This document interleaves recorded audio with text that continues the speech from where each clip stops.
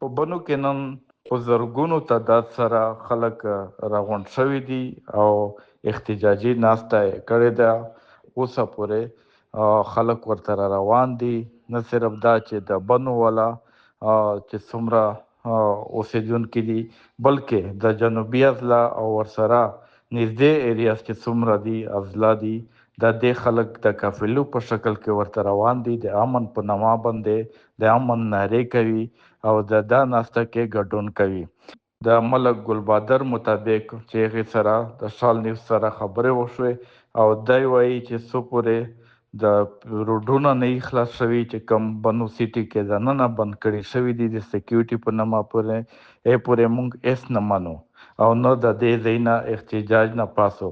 او بل ورسره چې کوم د کمیټي جوړه شوې ده د مشرانو، د دې سابقه سینیټر باز محمد خان هم دا وایي چې روډونه د خلاص کړی شي او امن صرف مونږ د بنو ولس یا خپلو بچیانو دپاره نه غواړو، بلکې د سرکاري کسان چې کوم د بنو بچیان دي دې دپاره هم غواړو، سرکاري ادارو دپاره هم غواړو او د سرکاري چې څومره اعلی افسران دي د دوی دپاره هم غواړو.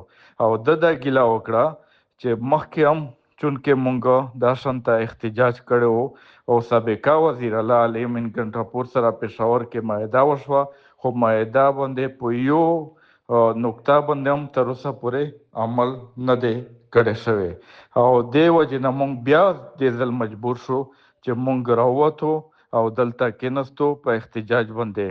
او دی مقررین چې څومره دي ملکنان مشران، پروفیسر ابراهیم دی، ملک باز محمد خان دی، ملک ګلبدر دی او دی چې څومره دي دا مشران لګیاري تقریرونه کوي. اوس یو ډېره غټه قافله د صوبایي حکومت سابقه منیسټر پښتونیار او موجوده ایم پی ای چې کوم دی دا هم ډېر غټ قافله راغله او دا د ناسته کې شمولیت وکړو.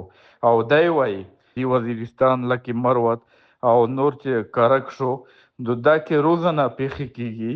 دا د ټولو ذمہوارتیا دی چې مونږ د امن دپاره اواز اوچت کو. صفدر داور، شال نیوز، بانو.